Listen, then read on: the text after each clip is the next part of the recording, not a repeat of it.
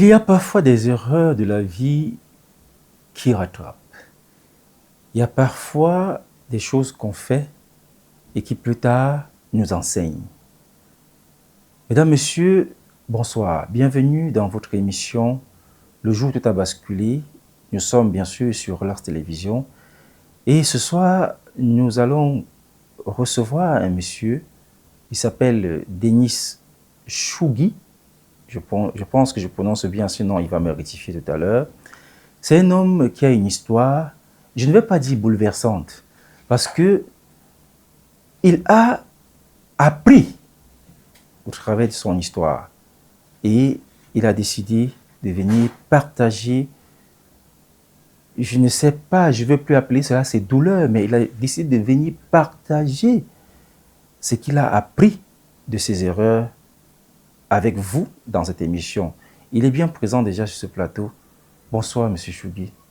Bonsoir, Monsieur Elvis. C'est un plaisir de vous recevoir. Le plaisir est partagé. Et laissez-moi déjà vous dire que ça fait beaucoup d'admiration pour vous parce que nous nous sommes entretenus en off et votre histoire, nous la souhaitons à personne, mais nous souhaitons que des personnes comme vous qui ont peut-être passé des moments comme vous par le passé puissent avoir votre état d'esprit, puissent renaître de leur cendre comme vous. Monsieur Denis, nos téléspectateurs sont déjà bien installés dans leur fauteuil à la maison et aimeraient savoir quelle est justement l'histoire qui vous a transformé. Il s'agit de quoi? L'histoire qui me transforme, je peux dire, c'est la prison. Mon séjour en prison et les méandres qui en découlent. Parce qu'à l'intérieur, il y a beaucoup de choses qui jonchent notre parcours là-bas. Et il y a donc beaucoup de choses que j'ai rencontrées qui ont façonné petitement ma personne jusqu'à ce que je suis arrivé à ce que je suis. Au niveau où tu es maintenant. Alors, là, Denis, c'est la prison. Nous tous, nous savons, la prison, c'est cet endroit où on restreint la liberté aux gens et on l'a fait avec toi pendant 15 ans. 6 mois, 3 jours. 15 ans, 6 mois, 3 jours. Ah, d'accord, d'un peu plus de 15 ans. Alors, qu'est-ce qui s'était passé pour qu'on en arrive là? Ah, ok. À chaque fois que je reviens dessus, je ne sais pas si je dois avoir de la joie ou de l'amertume, dépendamment du bord de chacun. Mais pour moi, aujourd'hui, j'ai beaucoup plus de joie en abordant ce sujet. Sauf que la joie n'est pas que je cautionne ce que j'ai fait dans le passé, non. En fait, j'entre en prison en 97, prison centrale de Yaoundé, pour vol aggravé. En 1997. 1997. Pour vol aggravé, détention illégale d'armes et munitions de guerre. Et pendant mon séjour, je vais ajouter un autre motif à mon chef d'accusation qui sera l'évasion. C'est ça qui va faire donc qu'on me donne 15 ans pour le motif qui m'amène en prison. Et par rapport à l'évasion, on va m'ajouter 6 mois. Et à cause de l'imperfection de notre système, je vais prendre 3 jours de plus. Bon, voilà un peu comment les choses vont être organisées et vont me permettre que je sois donc en prison. Voilà, c'est comme ça que j'ai fait pour aller en prison. Voilà un peu l'histoire, la chose qui m'amène en prison. Alors, 1997, il y a bientôt, dans 2 ans seulement, 20 ans. 97. Oui, de 97 à 2020, nous sommes en 2025. Ah, c'est bientôt 30 ans, j'allais dire. 30 ans, oh, désolé. 30 ans. Et je suppose que à cet âge-là, à cette époque, en 1997, tu étais encore peut-être dans la quinzaine, vingtaine. Oh là là, monsieur Noulem, j'ai fait trop petit. En 97, j'avais exactement 19 ans. 19 ans, justement, c'est ce que je suis en train de dire, peut-être dans la quinzaine ou vingtaine à cette époque-là.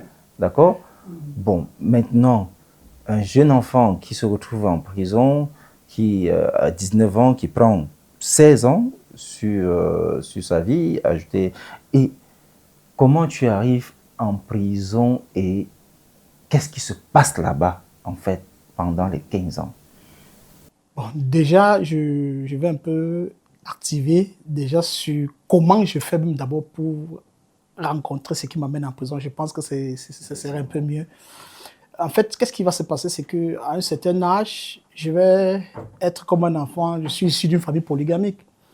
Papa avait, en ce temps déjà, 5 femmes et je vivais avec la 4e. Bon, seulement, au fil du temps, je vais être quelqu'un qui serait dans certains manques. Je vais vendre d'abord des cassettes vidéo qui étaient à la maison, je vais vendre beaucoup de choses. Et un de ces 4 matins, je vais me rendre compte que j'avais déjà vendu tous les meilleurs films qu'il y avait à la maison. Je vais réfléchir, je vais dire, mais qu'est-ce que j'ai fait encore? Et puis, bon, je vais ramasser tous les livres parce que ma 4e maman, ma 4e maman est enseignante, était enseignante parce qu'aujourd'hui, elle est à la retraite. Je vais prendre donc, et même ses livres de classe, ce qui va faire que je vais aller vendre. Et quand elle va se rendre compte de ça, elle serait tellement coincée, elle va donc me prendre pour essayer de me corriger, parce que c'est sa façon à elle de... Elle va m'amener dans un commissariat et on va m'enfermer.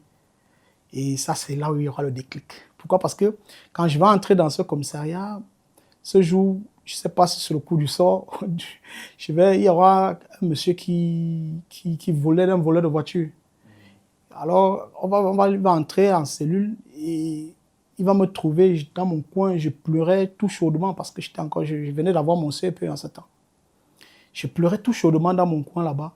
Et il va me dire, mais c'est quoi mon petit? Je lui ai dit que ma maman m'a amené ici pour m'enfermer. Il me dit, tu as fait quoi? J'ai dit que j'ai ramassé les livres, j'ai vendu. Il dit, oh mon petit, tu vends aussi les livres. Bon, ce qu'on va faire, c'est que tu vas prendre mon numéro aussi. Il va relever son numéro de téléphone parce que dans le temps, il n'y avait pas encore de téléphone pour mobile, mais c'était les cabines téléphoniques qui étaient déjà, le système était là. Et il va me donner le numéro d'une cabine qui était à lui. Et c'est comme ça qu'il va me demander de le contacter. Et qu'est-ce qui va me motiver à le contacter? C'est la façon dont il était adulé par la gendarme policière. Vous savez, quand il avait une visite, on venait le chercher comme un petit roi. Donc, lui étant en cellule, quand une visite arrivait pour lui, là, tu vois, les policiers étaient plutôt très gentils. Ils étaient plutôt à son service. Bon, c'est comme ça, je dis, c'était un petit roi. Donc, les hommes en tenue étaient plutôt à son service. Et là, je me dis, mais il commence à attirer mon attention.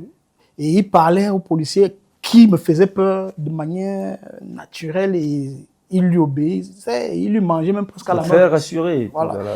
Ça fait donc que, pour moi, ce détail m'a permis de dire, waouh, voilà un peu, j'aimerais être comme ça. Parce que là, si les policiers me font un peu peur, même si j'ai fait quoi, on peut plus m'amener là. Bon, c'était un peu ça. Et ça fait donc, voilà, je vais faire 3 jours et ma maman va venir me ressortir et va me ramener à la maison. Seulement, il y a quelque chose qui se serait déjà produit en moi. Oui, parce qu'elle n'est pas au courant du contact que tu as eu là-bas. Et là, maintenant, à la maison, comme j'avais vendu tous les livres, on a estimé que, bon, peut-être, parce que, pour préciser que j'avais arrêté, comme je venais d'avoir mon CPE, j'ai aussi arrêté les classes là. Et ils ont dit, comme il a vendu tous les livres là, ça veut dire que le type ne veut plus aller à l'école. Bon, c'est comme ça qu'on a dit, bon, on me laisse comme ça. Et pendant que j'étais là, à la maison, ma 4e mère va dire non, c'est pas bien que l'enfant la reste à la maison. Essayons de lui trouver quelque chose à faire, même une formation. C'est comme ça qu'au préalable, elle va me diriger vers un soi-disant centre de formation, ce qui est vraiment regrettable dans notre système. Quelqu'un va créer un truc et il va dire forme des jeunes, mais on va le laisser, on va lui donner le mandat des essais, il va prendre l'argent des gens, pourtant il n'y a rien de concret. Et c'est des trucs vraiment regrettables. Et alors, ce centre, donc, je ne sais pas si je peux le nommer. Hein, non, on ne veut pas faire la publicité voilà. En fait, donc, ce centre, c'était un centre de formation. Et je vais y aller, premier mois, rien. Deuxième mois, rien. Je me rends compte que c'est plutôt un rassemblement de... Je vais dire, rentrer à la maison, je vais dire à ma mère que moi, je ne vais plus là-bas. Elle va dire, ouais, l'enfant, c'est même comment. Donc, tellement, donc, j'avais cette flamme qui était en moi. Je ne savais pas qu'est-ce que je recherchais, mais je n'étais pas d'accord avec ce qui se passait, en fait. Et étant dans la maison, compliqué comme c'était, on va donc me retrouver un atelier de soudure où je vais aller commencer à apprendre la soudure. Pendant que je serai en train de faire la soudure, J'étais vraiment sincère, je voulais vraiment. Mais seulement, il va y avoir un monsieur qui viendra à l'atelier. À une certaine heure, il y avait un bar de fer, il fallait serrer sur les taux pour qu'on le remplisse d'abord avec les baguettes à soudure. Et puis après, on devait meuler. Pendant que j'étais en train de faire l'action de serrer, il m'a donc avancé un mot qui m'a mis en rôle, quoi. Qu'est-ce qu'il me dit? Ah, puisque je serrais doucement, en fait, parce que c'était des affaires de 16h30, 17h. Ça veut dire que le cours de la journée, la Tout ça fatigue avec était la tout ça. fatigue, bien évidemment. Et il va prendre la peine de me dire, un feignant comme toi, je vais lui demander, je vais le regarder, et puis je vais dire, excusez le mot, hein, je vais dire, parce qu'il faudrait que je dise exactement ce que je lui avais dit. Il faut faire savoir à qui tu fais ta maman, là. Il avait dit, comme c'était un gars, non, tout dit ma maman, tout dit ma maman, et puis c'est lui qui va m'envoyer le premier coup de poing. Je vais esquiver, et puis je vais retoquer, il va tomber sur les faits, il va se blesser. Mon patron va me renvoyer. Et c'est là où, quand je vais rentrer à la maison, je ne savais pas comment expliquer ça là-bas, parce que j'avais tellement mis l'espoir sur ça, la famille. Bon. Je vais donc prendre la peine de voir comment mon père vient me réveiller pour aller. C'est compliqué, je ne peux pas lui dire. J'ai dit, papa, moi, on m'a renvoyé. Mais qu'est-ce qu'il y a? Bon, je l'explique dans le procédé qui a eu. Et il va donc s'énerver. Il m'a dit, mais moi-même, ton père m'insulte. Et puis toi, on t'insulte, ça fait quoi? Je vais dire que papa, si c'est même l'affaire, on veut refaire ça maintenant, là, je vais toujours réagir comme il a réagi là. Et ça va le mettre en il va me dire, sors de chez moi. Et directement, je vais penser au numéro de téléphone que j'avais. Je vais aller le retrouver et puis je vais aller à la cabine, je vais appeler. C'est une dame qui va me recevoir et puis je vais dire que je voulais rencontrer le monsieur. Et il va dire qui est l'appareil, je vais donner mon nom. Et c'est comme ça qu'elle va me dire, OK, vous pouvez revenir dans 30 minutes, rappeler dans 30 minutes. Dans 30 minutes, quand je viens rappeler, en fait, lui, il était déjà là. Et c'est comme ça qu'il va me recevoir. Il va me demander de venir à la cité verte, le retrouver derrière Yoba. Là, on est à Yaoundé. On est à Yaoundé. Et là, maintenant, je vais me déplacer, je vais aller là-bas. Quand je vais le rencontrer, il serait tellement ému. Et moi, j'étais tellement fier parce que son image que j'avais gardée. Tu voyais encore l'image de la prison avec les policiers qui le respectent. Voilà, la cellule. La cellule, pardon. Je voyais cette image, je voyais en fait, devant toi, tu avais un grand homme. Pour moi, en fait, c'était une idole alors à ce temps, on peut dire. Donc, c'était un modèle pour moi. Et quand je vais donc arriver vers lui, tout ému, il va me recevoir. Comment Denis? Je dis, non, me voilà, grand frère. Il me dit, oh, qu'est-ce qu'il y a encore? Tu as encore fait, les parents ont encore dit quoi? Il faut vous laisser les parents tranquilles. Hein? Je dis, oui, tonton. Et c'est comme ça, il me dit que bon, tu as décidé de quitter la maison. Il dit, oui. Ok, on va résoudre ça. Là, il va se battre, on va trouver une chambre, il va mettre un lit et il va me mettre un pousset téléviseur. Sans chercher à contacter tes parents, rien. Non, rien. Et là, je me dis, merde, ça. En un clic, il change ta vie. En un clic. Quand je rentre dans le soir à la maison, je vais, puisque mon papa m'a dit que sort chez moi, je lui ai demandé 3 jours. Je vais donc commencer à rassembler mes effets.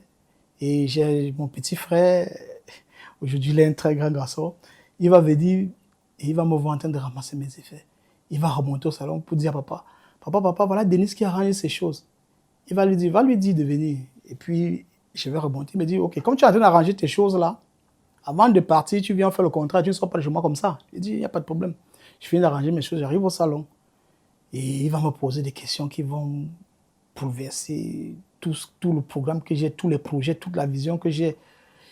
La première question, c'est, est-ce que ta mère t'a dit que tu es un autre père? Ça vient encore, je ne sais pas. Il dit non. Et il me dit, si je suis fâché, je te dis, va te coucher en haut de là-bas, la voiture t'écrase. Tu vas aller te coucher.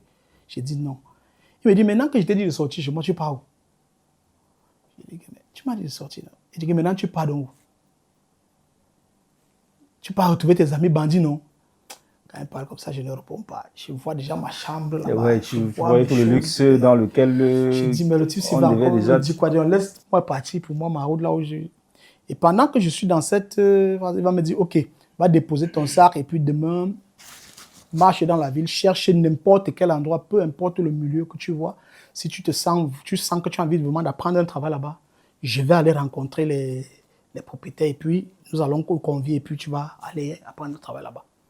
Malheureusement, quand je vais descendre au couloir, je vais prendre la porte de la cuisine, je vais sortir par le portail derrière et puis c'était comme ça que je suis parti. Waouh, quelle histoire! Quelle histoire! Et... la suite, je vais le revoir quand je serai tout en sang, enchaîné à la brigade. tu vas revoir ton papa combien de temps comme ça après? Ça va faire presque 4, 5 ans, hein, 4, 5 ans après. Que tu le revois. Que je vais le revoir tout ensemble, enchaîné. Et là, quand le coup, on t'a retrouvé, comme Oui, tu as dit. puisqu'on m'avait déjà arrêté. Bon. Et on t'a arrêté avec... Et comme c'était un homme aussi populaire, il y aura, quand parmi les hommes en tenue, on va me reconnaître, mais on a ton enfant, on l'a arrêté là, il est parmi le groupe de tel. Attends, qu'on le comprenne bien. Donc, quand tu sors de la maison ce jour-là et que tu retrouves ta belle chambre climatisée, bien dorée, comme tu as si bien décrit, c'est pour intégrer le groupe bien sûr. du monsieur. Oui, en fait, quel était mon rôle dans l'action? J'ai omis ça. Quelle était l'action que j'avais? Mon rôle, c'était juste qu'il m'avait juste appris à démarrer les voitures et à les déplacer. Parce que pour prendre une voiture en ce temps, quand on a garé, il fallait beaucoup de courage. Et lui, il savait ça. Bon, moi, dans ma naïveté, il savait donc que peut-être quand je vais aller pour débloquer, parce qu'il m'avait appris comment débloquer, quand je vais aller pour débloquer, si ça se gâte, on va m'arrêter. Mais maintenant, si j'ai débloqué et que j'ai déjà déplacé, ça veut dire qu'il n'y a pas danger, il peut venir facilement et puis on va. Donc, c'était un réseau de vol de véhicules. Oui, oh là là. Et pendant donc, il était le chef. Et voilà, il fallait augmenter, peut-être recruter la main-d'œuvre. On t'a recruté dans l'équipe, raison pour laquelle on t'a trouvé la chambre. Il fallait qu'on te mette d'abord à l'aise. On m'a mis dans les conditions, comme on dit. Te mette dans les bonnes conditions. Et donc, quand tu échappes de la maison, tu vas intégrer l'équipe. On t'apprend maintenant à débloquer les voitures, les déplacer. Et c'est ce que tu fais dorénavant dans l'équipe. Toi, tout naïvement, tu ne t'attendais pas, tu ne te posais aucune question. Au contraire, ce que j'ai mis ça sur la naïveté en fait. Parce que de nature, je suis extrêmement courageux. Ça, je me le concède. On dit qu'on ne peut pas marcher à la rue et se voir par la fenêtre, mais je me le concède, je suis assez courageux. Ça fait donc que je n'étais pas inquiet en fait. Je me sentais dans mon élément. Donc mon rôle, en déplaçant la voiture par exemple, comme je disais, je déplace la voiture et il vient, il entre et puis on va avec. Là, bon, on vient de voler une voiture. On vient de voler une voiture. Mais seulement, le comble du sort, comme pour lui, il savait que si l'action du départ est empruntée, on va m'arrêter et puis bon, lui, il peut s'échapper. Oui. Mais malheureusement, ça va être contrairement parce que ce serait pendant qu'il serait en train d'aller livrer la voiture au Tchad dans le temps qu'on va l'arrêter. Voilà. Donc on l'arrête en premier. Oui, on l'arrête là-bas. Et quand on l'arrête, comme c'était un véhicule c'était quand même, dans le temps, c'était une luxe, dans le temps, et elle était encore presque neuve. Ouais. Ça fait donc qu'il fallait qu'on le ramène à Yaoundé. Au point de départ, là où la voiture a été volée. Et c'est là où, pendant les enquêtes, il va donc descendre dans la prison centrale de Yaoundé. Bon, moi maintenant, voilà, je viens de perdre ton boss. Mon boss. Et puis, je vais donc aller leur rendre visite à la prison centrale de Yaoundé. Ouais, comme je disais, je vais leur rendre visite. Et je l'avais gardé certaines choses. Et puis, quand j'arrive, il va contacter 2 ou 3 autres groupes dehors. Il va leur dire que l'enfant là, ne le négligez pas. Il faut vraiment prendre, c'est un petit sûr, comme on dit. C'est comme ça que quand je vais donc contacter ceux-là, ceux-là vont maintenant, eux, ils n'évoluent plus dans le vol de voiture, mais maintenant c'est un groupe de braqueurs.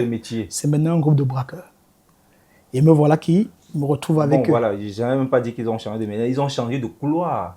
Non, en fait, lui c'est comme on peut dire aujourd'hui, par exemple dans le journalisme, n'est-ce pas? Oui.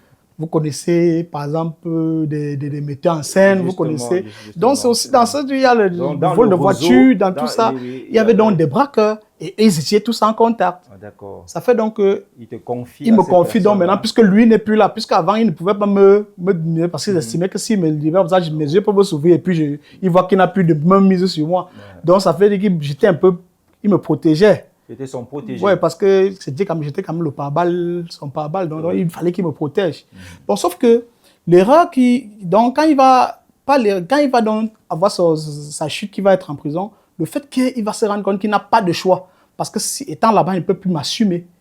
Et s'il ne m'assume pas, peut-être je peux, que de me perdre, il m'a donc ouvert une autre porte. Et c'est quand il ouvre cette porte-là que on va me prendre comment manipuler les PA. La première arme que je vais avoir, c'est un PA Browning qui 12 balles. C'est comme ça que je vais d'abord apprendre à la première arme que je vais pouvoir manipuler. On va m'apprendre à enlever la sécurité, comment armer, comment enlever le chargeur, remettre, donc mettre la sécurité. Donc je vais apprendre ça. Et puis maintenant, il fallait aussi apprendre à tirer. Bon, maintenant, le tir par l'arme n'importe où. Il fallait qu'on trouve un endroit bien reculé. Et c'est comme ça qu'en ce temps, du côté de Santa Barbara, là-bas, vers là où le Tinga village, c'était encore de la bonne bourse. Bon, là-bas, c'était l'autre champ de tir. On apprend à tirer. Et c'est là où j'ai appris. Maintenant, l'objectif maintenant, avait changé. Ça faisait donc que maintenant, il fallait travailler. Ce n'était plus déplacer une voiture. Non, maintenant, c'est qu'il y avait des objectifs bien ciblés. Par exemple, si on a peut-être cadré une station, il faut maintenant qu'on prenne peut-être 3 ou 4 jours pour prendre la peine d'étudier le milieu. Déjà, étudier le milieu, on doit savoir comment on va se positionner, comment les choses doivent se faire, qui doivent d'abord, qui va rester dans la voiture. C'est une organisation. En fait, c'est toute une organisation, en fait. C'est pas un hasard, parce qu'en fait, c'est la vie. Les gens, ils laissent leur vie, oui. Il faut beaucoup. Je dis même que c'est juste que cette sagesse est orientée négativement, mais il faut même beaucoup d'intelligence pour le faire. Il faut beaucoup d'intelligence. C'est pourquoi je dis, par rapport à moi et par rapport à ce que je vois, c'est que beaucoup de personnes qui sont là-dedans, ce sont des potentiels. C'est sauf que c'est mal orienté, en fait. C'est vraiment mal orienté. Donc, avec ça, c'est donc pendant ces moments-là, on a commencé aussi, on a aussi des informateurs. Et ça, c'est l'une des choses que je veux ressortir. Ça pourra aider d'autres personnes. La plupart des personnes qui se font braquer, voler, ont toujours une personne très proche d'eux. Oh là là. Qui toujours... Comme on dit, c'est ton propre orteil qui perce donc, ça ta fait chaussure. Donc, nous avions des informateurs qui venaient nous dire, notre terre a fait comme ça, c'est ça, comme ça. Et puis, on travaille dessus. Même les coins où on part, même quand on va prendre les bonnes sommes d'argent, c'est toujours quelqu'un de l'intérieur qui vient nous dire, il nous dit exactement comment ça va marcher, comment est-ce que, à quel moment vous pouvez attaquer. Donc c'était un peu ça. C'est juste un passage que je vous donne pour que vous compreniez un peu comment, ce qui m'a amené ce par quoi je suis passé afin d'arriver dans le milieu carcéral. Okay, donc, une fois que j'arrive, pendant qu'on est en train de faire le coup qui va bloquer, c'est dans le coup d'une maman qui va venir d'Allemagne et son neveu va contacter mon boss et va lui dire qu'elle est venue et elle a un sac de dollars et elle veut changer. D'accord. Elle a un sac de dollars et elle veut changer. On va continuer à ce niveau-là, Denis. Je sens que ça demande véritablement, comme tu as dit, beaucoup d'intelligence, malheureusement orientée dans le mauvais sens. Bien, mesdames, messieurs, nous allons passer à une autre rubrique de cette émission qui n'a rien à voir avec tout ce qui vient de se dire. C'est juste pour casser un peu l'ambiance morose qui règne sur le plateau. Même si l'histoire n'est pas très morose, l'invité n'est pas venu ici dans la douleur, il est venu juste apporter un peu plus sur son histoire afin que les autres en profitent. Mais nous allons rester dans la logique de l'émission. On va vous proposer cette rubrique, c'est les rumeurs des réseaux sociaux. Bonsoir, bienvenue une fois de plus encore aujourd'hui dans votre rubrique préférée du Congo-Ça. Mais aujourd'hui, je suis un peu triste. Oui, il y a une jeune fille qui a perdu la vie le week-end dernier dans des circonstances que nous ignorons encore, puisque plusieurs versions planent autour de son décès. C'est vrai que je suis censée apporter la bonne humeur, mais en tant que jeune, en tant que parent, nous ne pouvons rester insensibles face à certaines situations. Alors, ma chérie, va en paix et que le Seigneur t'accueille. Bon, revenons à nos mots et tons. Qui est parti au travail en pantalon jean? Qui a mis son enfant sur ses manchettes? Qui prépare un nouveau projet, ma mamie, et on a volé l'argent de qui? Bref, le Congo, ça, aujourd'hui, est versé na passe. Oui, dans mes marches, je suis tombée sur ça. Franchement. Et ce qui me finit, c'est que On dit en bas que c'est le tout aussi que je pense qu'ils veulent donner l'AVC en Bagangele. Non, mais franchement, vous aussi, vous exagérez. Toi, mais tu portes... En tout cas, moi, quoi? Tant que ça me permet de faire mon chapeau, je suis quoi dedans? La mère des Lovers prépare un nouveau projet. Un projet qui semble être de grande envergure. De toute façon, les ennemis sont dedans là.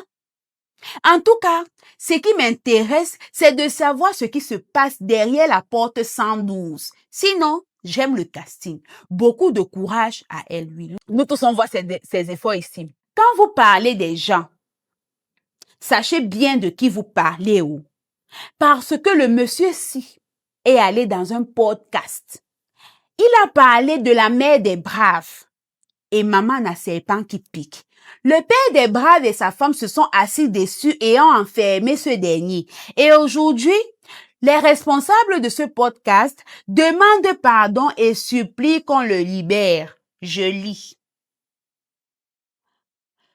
Dans le cadre de notre dernier épisode de podcast On tape sec, nous avons reçu l'artiste Gâteau International. À la suite de cette émission, certaines déclarations ont malheureusement porté atteinte à l'image et à la réputation de Muriel Blanche, de Madame Muriel Blanche, la précision vaut la peine, influenceuse et personnalité publique. En tant que producteur et animateur de On tape sec, nous présentons à Madame Muriel Blanche nos excuses les plus sincères pour le préjudice causé.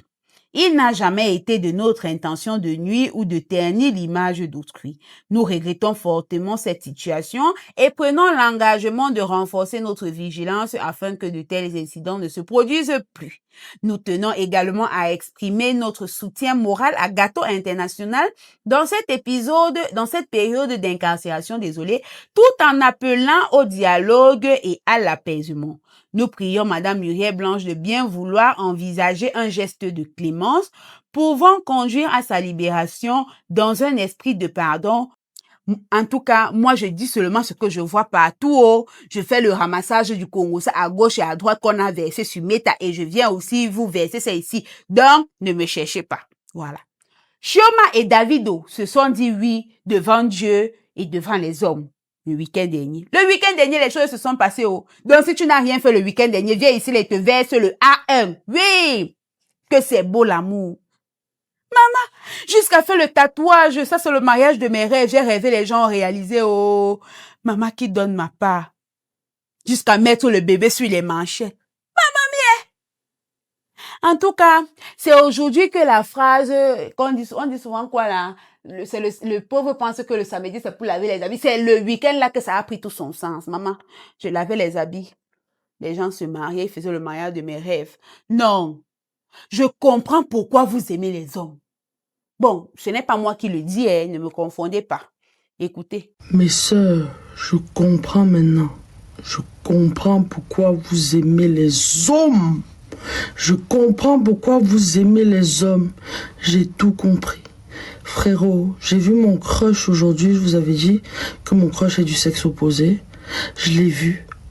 En réalité, c'est un pain comme jamais. Je l'ai vu, il était craquant, adorable. Genre, j'avais envie de le mordre. Je sais pas si vous comprenez en fait ce que j'entends vous dire. Il était succulent. Il était. J'avais envie de le sauter dessus. Bref, prière qui ne tombe jamais sur ça. Non, mais vous faites bien d'aimer. Il faut aimer les hommes. Mais sachez aussi aborder, vous les hommes là. Sachez aborder, oui. Il y a des gars ici qui ont une façon bizarre d'aborder les femmes. Ils ont toujours les petits mots comme ma coucou, mamie, pardon. En plus, je ne suis pas seule à penser comme ça là. Il y a aussi Aza Andrea qui a fait un post dessus. Elle dit que arrêtez de m'appeler bébé. Appelez-moi par mon prénom. Je comprends pas comment tu peux voir une fille, tu ne la connais pas, mais tu te mets déjà à l'appeler bébé chérie. La prochaine fois que quelqu'un perdra sa route et m'appelle comme ça, il verra. Donc, n'appelez plus les gens par les noms. Abordez la personne normalement, vous demandez le nom. Voilà. Donc, ne m'appelez plus comme ça. C'est vrai que vous m'avez pas encore vu, mais le jour que vous allez me voir, ne m'appelez pas comme ça. Puis, je demandais, on va même vivre comment dans ce pays? Non, franchement. Si vous connaissez votre position, dites-moi, parce que moi, je ne sais plus si je suis assise ou si je suis debout. Aujourd'hui, tu entends seulement que les bérets se sont lavés dans le bureau. Demain, tu entends que les besties se séparent. Après, ce sont les teasers qui s'insultent pour un gars. Et maintenant, ce sont les réalisateurs qui volent les... Hey! Désolé. Cette fille se plaint que ce réalisateur détient son clip et ne veut plus lui remettre. Je ne connais pas la nature de leur relation, mais bon, qu'ils s'arrangent. C'est vrai que nous sommes ici pour le Japon, mais nous prônons la paix. Cette fille, je ne la connais pas personnellement, mais je vois ses posts. Elle a l'habitude de faire des trucs de culture. Je ne savais pas qu'elle faisait dans la musique, mais vivement que cette expérience ne soit pas la fin de sa carrière musicale. Monsieur Elvis, Sa Majesté des Majestés. Bon, je vous laisse continuer l'émission. Courage à notre invité. Vivement que cet instant ait servi à lui changer d'humeur. Mes chers Congosailleurs et Congosailleuses, on se revoit ici la semaine prochaine dans votre chaîne de divertissement Relax TV. Vous à la maison qui nous écoutez actuellement, vous avez la possibilité de venir, comme Denis l'a fait. Ben, je vais d'abord dire d'entendre que c'est beaucoup de courage qu'il a pris pour venir raconter cette histoire. Sûrement, je vous ai dit au début, ce n'est pas un regret, mais c'est quelqu'un qui a rené de ses cendres. Alors, vous souffrez d'une quelconque douleur, vous avez quelque chose au fond de vous et vous pensez que, en le disant en Mondovision, ça pourrait changer le cours des choses, ça pourrait apporter ou sensibiliser de quelque manière que ce soit, ou bien ça pourrait vous aider, vous personnellement, à trouver la solution. Alors, contactez-nous aux différents numéros qui affichent au bas de l'écran et nous allons vous donner la possibilité de parler sur ce plateau de l'émission le jour où tout a basculé. Alors, Denis, la maman, elle arrive donc et son fils vous contacte. Son neveu. Son neveu plutôt vous contacte. Nous contacte mon boss et il lui dit il est venu avec un sac de dollars et tout ça. Et bon, maintenant, il fallait vérifier parce qu'on ne se lève pas sur un coup de tête aussi pour y aller. Maintenant, les investigations, non, pour y arriver, il va falloir donc maintenant que le neveu réussisse d'abord, comme j'étais le plus jeune, j'ai réussi quand même à arriver à la maison. Vraiment. Comme son ami. C'est toujours toi qu'on a envoyé. Ouais. Bon, je vais réussir, j'entre. La maman sait que c'est l'ami de son neveu. Pendant qu'on est là, je lui demande donc c'est où tout ça.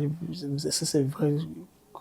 C'est comme ça qu'à un temps donné, je vais réussir à aller dans la chambre, on va voir. Et comme on va voir, ça fait donc que je peux donc aller confirmer qu'effectivement c'est là. Mais sauf que pour entrer, il y avait de la sécurité et c'était vraiment une sécurité professionnelle. Et c'était aussi dans un quartier qui n'était pas à la merci de tous parce que ça avait beaucoup de vigilance, quartier résidentiel.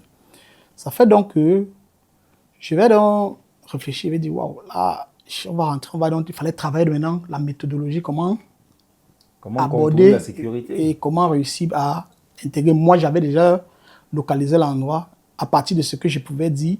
Ceux qui étaient là pouvaient donc détecter comment entrer et tout ça. On a commencé à travailler, donc il fallait donc faire des petits tours ronds là, faire peut-être le sport, de temps en temps on s'habille en sport, on fait le sport, arrivé là on fait des étirements, ça nous permet de parler, de travailler les stratégies, travailler les positions. C'est comme ça qu'on l'a fait. Mais, comme on dit, 19 jours pour le voleur, un jour pour le patron.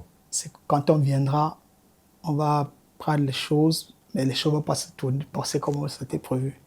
Et les tirs vont aller de part et d'autre ce jour-là.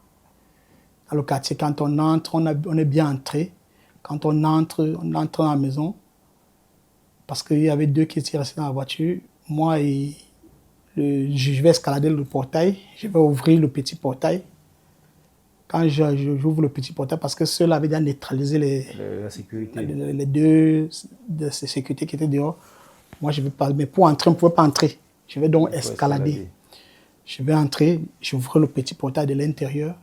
Quand je finis d'ouvrir, ils vont entrer, on va tous entrer, on arrive dans la maison. On ne sait pas comment ça s'est fait, mais on avait déjà signalé, la police était au courant, quoi. Il y avait la gendarmerie qui était déjà là. Maintenant, à la sortie, pendant qu'on est en train de sortir, parce qu'ils étaient à environ de 19h30, 20h, 21h, comme ça. C'est juste à la tombée de la nuit? Oui. Pendant que on est en train de sortir, Je sais qu'on a neutralisé tous les gars. Je veux voir une silhouette et cette silhouette-là, je veux voir l'âme. On dit il y a tout le temps, je veux sentir en moi que il y a quelque chose qui ne va pas. Maintenant, comme j'avais le PA Browning en main, je veux commencer à rentrer sur mes pas. En rentrant sur mes pas, alors que les gars avaient déjà, ils étaient déjà dans la maison même. Ils avaient déjà traversé le portail, mais ils avaient déjà encerclé, donc ils étaient dans une position stratégique. L'objectif maintenant, c'était qu'on nous accueille à froid. Quand je rentre donc comme ça, je rentre, on avait déjà pris, ceux qui étaient dehors, on les avait déjà pris, ceux de la voiture. Oui, ceux qui étaient dans la voiture. C'était bon. Moi maintenant, quand je suis rentré, nous étions dedans à deux. Et qui portait le buteur? Le boss lui-même. Oui. Lui, il est encore dedans. Lui, il est encore dedans. Parce que moi, je suis comme ça en train de sortir là. Ouais, je vois la sécurité, voilà, pour vérifier. Il dit qu'il voit la sécurité. Quand il voit comme ça là, je commence à rentrer. Je sens quelque chose qui ne va pas. J'enlève l'âme là. Je mets dans le pot de fleurs. C'est ça qui me sauve la vie. Dès que j'ai mis dans le pot de fleurs, j'ai seulement entendu bouge pas. Je vais enlever les mains. C'était bon pour moi. Lui, donc, il était à l'intérieur parce que lui, il avait un Beretta. Lui, il a donc voulu jouer au dur. Quand il a ouvert le feu, on lui a travaillé seulement là-bas, dans la déchiqueté, toute la jambe. On nous a pris, on nous a emmenés. Et c'est comme ça que je vais comparer devant la justice si je vais aller en prison. Et c'est là que tu prends 15 ans. C'est pas là, parce qu'il y aura des enquêtes, on va nous ramener. Il faut maintenant, parce que c'est là où j'ai su que chaque douille que tu utilises, quand une douille sort d'un arme, on sait. Ça veut dire que si tu arrives quelque part, tu as tiré. Quand on vient faire les enquêtes là, ils sont vraiment doués. Quand ils prennent ça, on sait que c'est telle arme qui a tiré. Le jour qu'on t'attrape avec ça, on sait que l'arme-ci a agi telle place, l'arme-ci a agi telle place, l'arme-ci a agi telle place. Bon, d'où vous venez les armes? Là, je ne peux pas dire. Là, c'est ton boss qui avait moi, j'étais. Toi, tu restais seulement venu. J'étais un figurant, donc pour moi, dès qu'on me dit fais monte, je monte, comme on peut dire. Donc j'étais aussi. Donc les armes, les munitions, je sais pas comment on te les offrait, tu les voyais seulement. Moi, mon problème, c'était que si on me dit fais comme ça, bon. Je pouvais juste apporter mon génie. Par exemple, quand je suis allé à la maison, j'ai dit que non, dans la maison, au niveau du portail, il y a la caméra là, mais sauf que j'ai vu à l'intérieur de la maison où on peut, dès qu'on entre, on peut arrêter. Donc, des petites choses comme ça, là, je n'ai pas apporté mon expertise, mais dans les matériels, tout ça, je ne pouvais pas voir. D'accord. D'accord. Et donc, on vous arrête là-bas, ton chef, votre chef est tombé, et on vous amène dans un premier temps. Non, directement, quand on nous a pris, on est allé au GSO, ça, là, ce temps-là, c'était le GSO. Parce que c'est comme la gendarmerie, il y avait la gendarmerie, c'était la patrouille mixte, ils étaient mixtes. Mais c'est le GSO qui nous a pris. Et quand on nous a amenés dans le sous-sol là-bas, bon, avant ça, il y avait une histoire similaire où on était parti. Il y a un policier toujours qui a tiré, mais quand il tire, donc je suis venu. Quand je suis arrivé vers lui, là, il a paniqué. Quand il panique, je sens, donc je fuis. Quand je fuis, étant déjà peut-être à plus de 10 mètres, hein, c'est là où il tire. Et selon ce qu'il avait dit à l'époque-là, qu'il a tiré sur moi à bout portant et la balle n'est pas passée. Bon, ça fait donc que quand je vais arriver au GSO, M. Meka va dire que ça, c'est celui qu'on tire sur lui, la balle ne passe pas. Il faut que je vérifie ça. Donc, quand il va tendre mon pied, il va dire que chef, là, ça m'a cassé le pied là. Ah, voilà, je n'ai rien. Moi, je suis comme je suis là, je n'ai rien. Il dit que non, mes éléments m'ont dit plusieurs fois, on a tiré sur toi la balle. Il faut que tu me dises ce que tu as. Donc, pendant que. Oh, c'était les enquêtes, quoi. Oui. Donc, mais Dieu merci, pendant qu'on parlait, je ne sais pas ce qui va se passer. Il va avoir un coup de fil, il ne va pas tirer sur moi. Mais par contre, tous mes complices il y avait les balles sur eux. Tu étais le seul qui n'a pas pris de balle. Qui n'a pas pris de balle.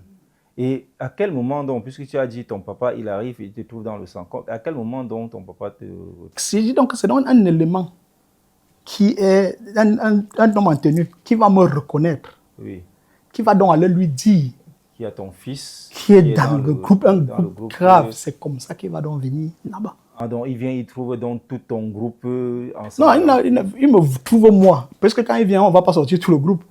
Quand il vient, il dit, oh, bon, comme c'est d'abord interdit de nous voir, mais seulement comme c'était aussi un homme qui avait quand même, c'était l'un des premiers géomètres topographes de la ville de Yaoundé.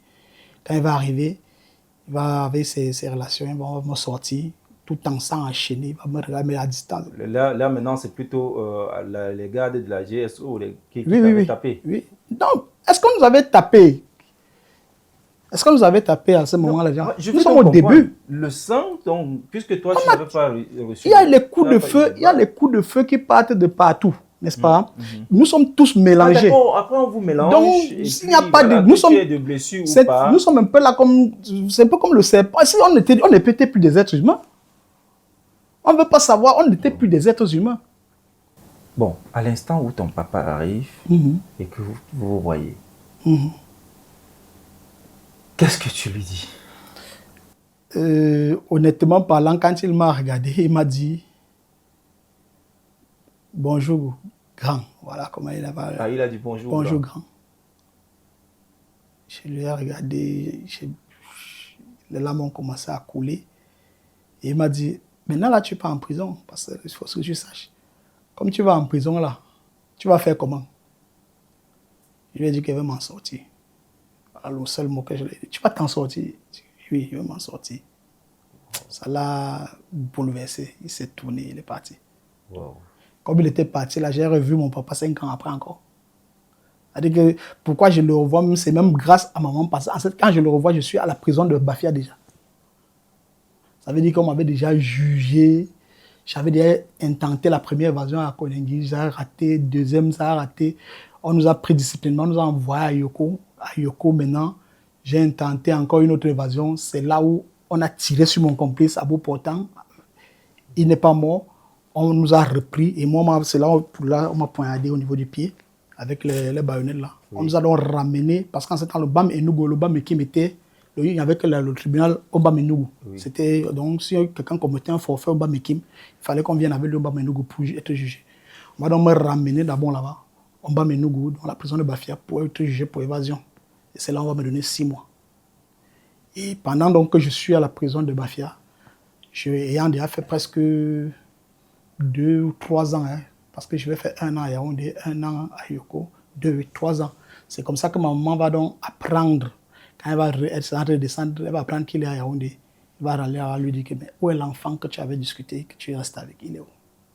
Il va dire que non, lui, s'il est un enfant, il ne veut pas avoir... Donc, pendant tout ce temps, tout ton temps de, je vais appeler ça désordre, ta maman n'est au courant de rien? Non, elle est au courant. Puisqu'elle venait même en prison, me voir, non. Ah, d'accord. Mais sauf que, elle et mon papa, mon papa, ma maman est à Douala. Mon papa est là, il y avait d'autres femmes, non. Ok.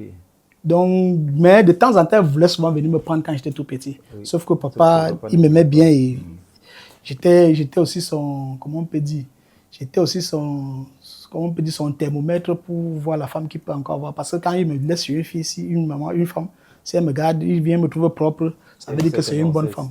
Et il épouse. Il épouse. Donc ça, c'était un peu ça. Oh là là. Il m'aimait bien à sa façon.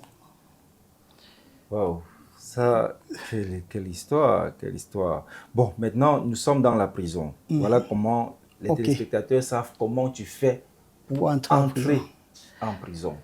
Quand je vais donc arriver en prison, c'était parce que tellement on m'avait parlé de ce milieu pendant que tout ce qu'on voulait dire, c'était en fait, c'était un peu comme peut-être la punition ou bien alors comment on peut dire, le saumon, l'extra de la punition. Ça veut dire qu'on sait que voilà, la seule chose que si on a fait avec, on a fait tout. Donc c'est un peu comme l'enfer. Oui. En ce qui concerne les trucs divins. Oui, d'accord, oui. Donc la fin c'était dans la prison. Donc ça veut dire que si on a mis quelqu'un en prison, ça veut dire qu'il n'y a plus rien qu'on peut le faire. Fini, ouais. Ça fait donc que moi aussi, dans mon fond intérieur, j'avais envie d'y aller. Ah. Oui. Tu voulais aller Oui, je voulais dire, la prison là. Et donc quand tu arrives en prison, tu te dis, ok. Je suis arrivé. J'y suis. Et si je sors d'ici, alors il n'y a plus rien qui peut me faire peur. Donc c'était un peu dans cet état d'esprit que j'allais en prison. Quand j'entre donc en prison, je savais déjà que là-bas c'est la force du plus fort et tout ça. Donc, il ne fallait pas toujours se laisser faire.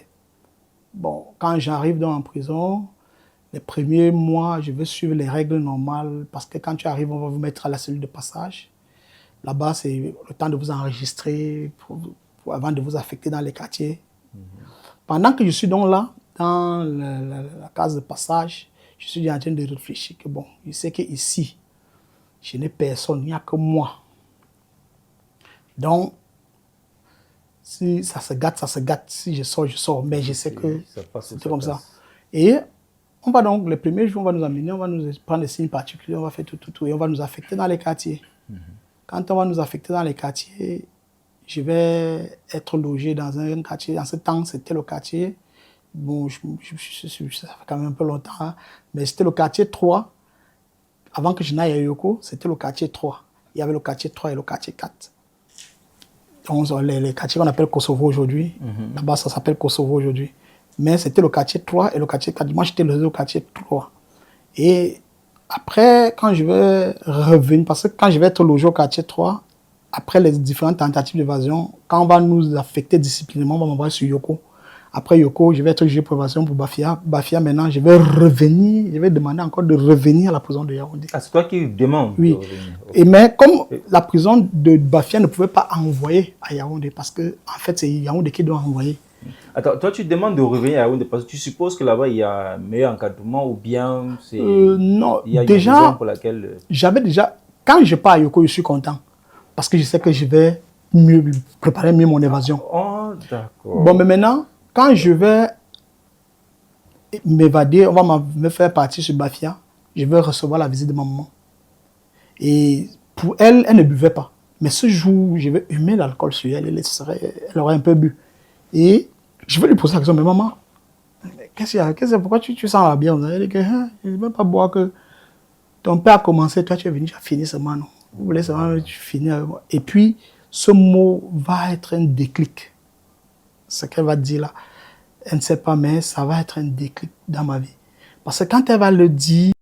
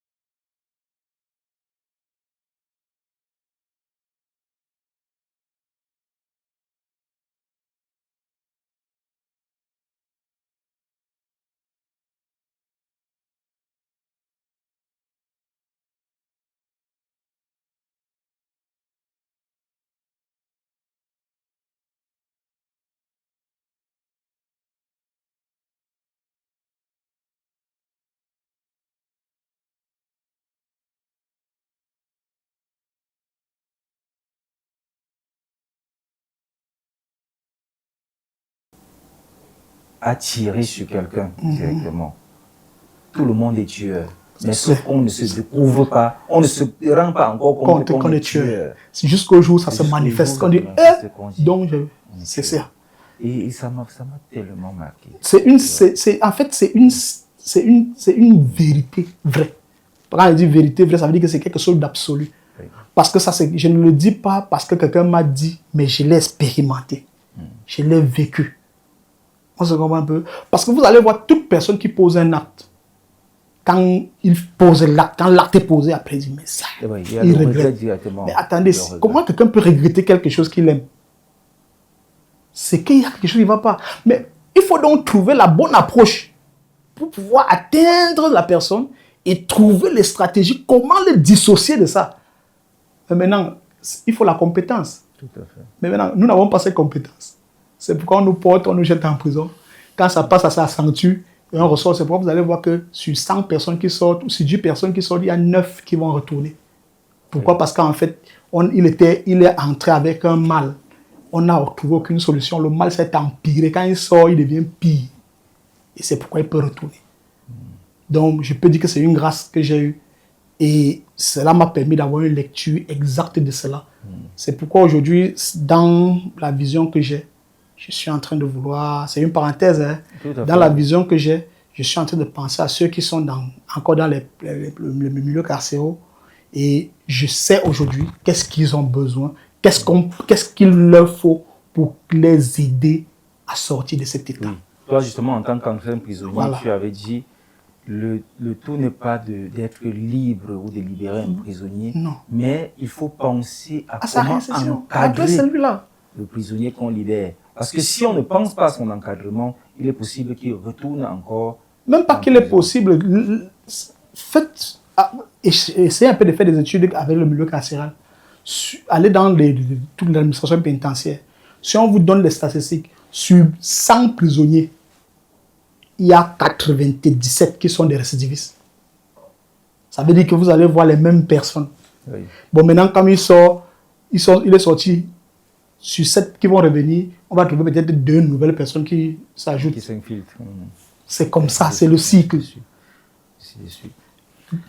Oh, bah, écoute, monsieur Chogui, je pense ton histoire va édifier plus d'une personne et elle est dans un autre domaine, on dirait même que c'est une masterclass. En fait, c'est mon souhait. Oui, c'est une masterclass. C'est mon souhait que l'expérience que j'ai eue, le temps que j'ai passé et tout ce que j'ai pu endurer, que ça puisse aider. Je ne pense pas, parce qu'on n'apprend pas toujours de manière pratique, mais on n'a pas à apprendre à partir d'une autre personne. Ça veut dire que le fait qu'il y a des personnes, il y a des expériences qui sont des cas écoles. Par exemple, comme le mien. Oui, tu vas voir, par exemple, tu te disais que tu as lu la Bible et tout, tu te demandais à quel moment Dieu va me parler, mais Dieu a fini par te parler. En fait, comme Dieu il est peut-être, il agit au moment où on attend, mais seulement il finit par agir. Parce que je suis, sans me tromper, certain qu'aujourd'hui, le Denis que j'ai devant moi, c'est un Denis transformé qui a rené de ses cendres et qui aujourd'hui est un homme entièrement responsable dans la vie. Et c'est la raison pour laquelle je vais proposer aux téléspectateurs de suivre cet élément que nous avons enregistré autour de toi. C'est le quotidien de l'invité. Nous sommes allés à la rencontre de l'entourage de Denis qui a dit des choses très pertinentes que je vous invite de suivre. «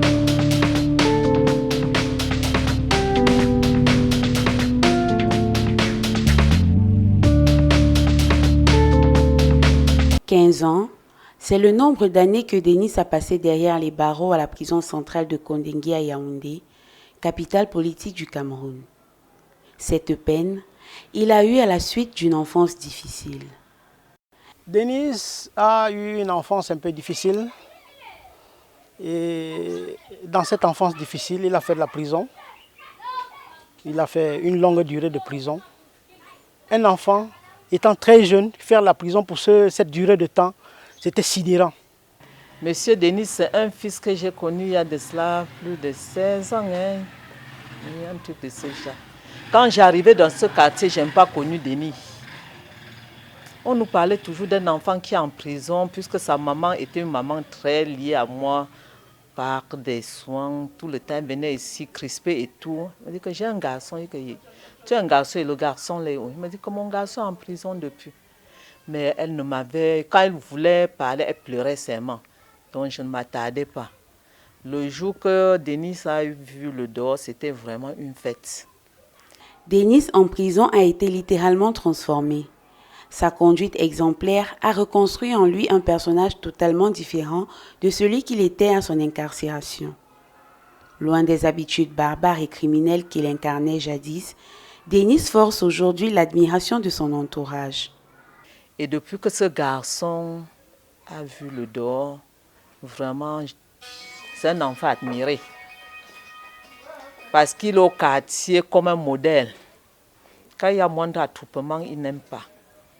Il est là pour les conseils et des petits trucs. Et puis, quand les choses se sont améliorées, il m'a dit que maman, je vais me marier.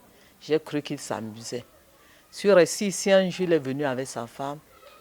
Franchement, c'était le plus beau jour. Et ce jour qu'il se mariait, nous tous, nous étions là. Aux oreilles de n'importe qui, ça fait quand même bizarre. Mais bon, pour moi, épouser quelqu'un qui a fait la prison, c'est comme une expérience dans ma vie. Parce que moi je n'avais jamais pensé à ça. Mais je crois aussi que c'est Dieu qui a voulu que ça soit ainsi. Denis aujourd'hui mène une vie respectable. Chef de famille et père de plusieurs enfants, il fait la fierté de son épouse qui ne tarit pas d'éloges à son endroit. Je le qualifierais de quelqu'un d'assez fort par rapport à ce qu'il a traversé. Fort et confiant. Confiant en lui, il a d'abord une confiance en soi. Donc c'est un peu ça, je peux le qualifier de quelqu'un de confiant. Il a confiance en lui en fait. Et il comprend que tout ce qui lui arrive, c'est la volonté de Dieu. Donc il ne rejette pas sa faute à quelqu'un. Il n'a jamais eu à rejeter, mais tout au contraire, il rejette toujours ses fautes à lui-même. Il sait que si aujourd'hui, quel qu'en soit ce qu'il est, c'est le fruit de lui-même en fait. Investi dans la recherche profonde de la connaissance de la parole de Dieu, Denis n'hésite pas à parcourir des horizons nouveaux pour mûrir ses connaissances dans l'Évangile afin de mieux interpréter et enseigner les Saintes Écritures. Il s'est converti dans la religion. Il est pasteur aujourd'hui. Et à chaque fois que vous pouvez le voir, il essaye de donner des conseils. Il essaie de nous ramener vers le Christ, vers le bien, vers la simplicité de la vie. Donc voilà un peu l'homme qui est aujourd'hui. C'est un homme particulièrement converti. Et ce que je sais encore de lui, il a tellement poussé sa formation religieuse qu'il était ces derniers temps au Congo. Il est revenu parce qu'il y avait les troubles là-bas au Congo. Des anciens prisonniers comme Denis, il en existe bien évidemment. Avoir fait la prison ne signifie pas qu'on a tout perdu. Non. Bien au contraire, la prison doit, comme elle a fait pour Denis, transformer les mentalités et permettre à des personnes qui l'ont faite de renaître de leur centre et de devenir des modèles pour la société. Bien évidemment, j'ai l'amour que toute femme mariée a de mon mari, qui est aujourd'hui le père de mes enfants. Même les enfants que j'ai eus avant lui, c'est lui qui est leur papa. Donc je ne peux pas me plaindre. Je ne peux me plaindre de l'amour que je reçois de lui parce que en tant que quelqu'un même qui a été en prison, je suis même surprise de la manière dont il se comporte envers moi. Donc pour quelqu'un qui a fait la prison, moi j'aurais peut-être pensé à autre chose, mais ce que je vis est tout le contraire.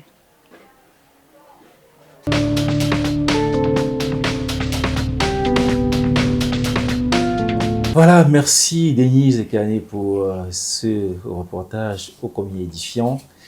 Et Monsieur Denis, aujourd'hui, comme on dit souvent, derrière toi la prison, Tu es un homme aujourd'hui rangé, un modèle même pour ton entourage. On l'a vu dans le reportage.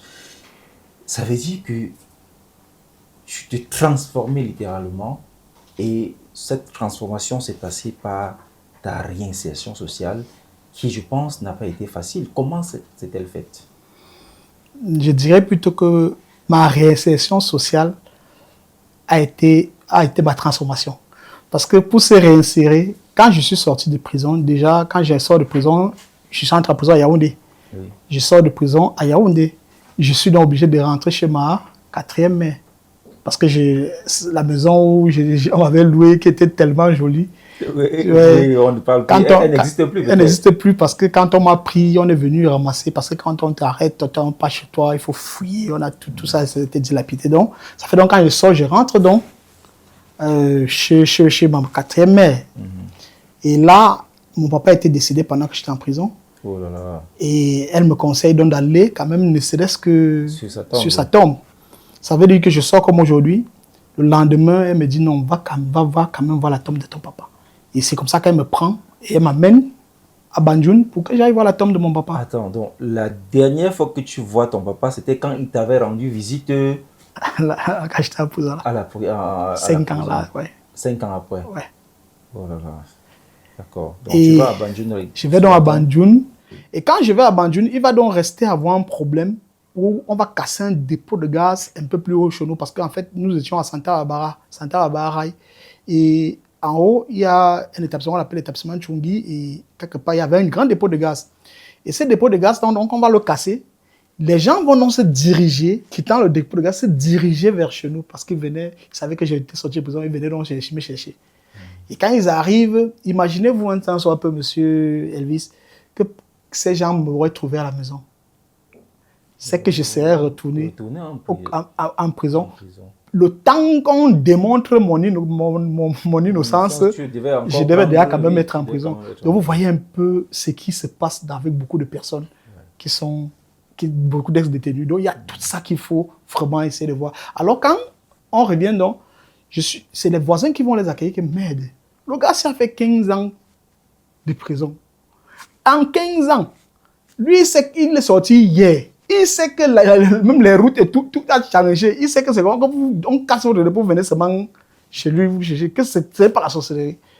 Pendant qu'ils sont en train de parler comme ça, moi je suis à Banjul. Ma 4e mère, donc, comme elle devait rentrer sur Yaoundé, et moi, je lui ai dit donc, ok, il faut que j'aille voir celle qui m'a accouché, ma mère biologique. Je quitte donc Banjul pour Douala. C'est quand j'arrive à Douala, c'est elle qui m'appelle quand elle est à Yaoundé. Est-ce que tu sais que on a cassé un dépôt de gaz, on est venu te chercher ici là à la maison. Et dès que ma mère a appris ça, elle m'a dit non, vraiment, comme il en est ainsi, tu ne rentres plus à Yaoundé. Et voilà comment j'ai calé à Douala.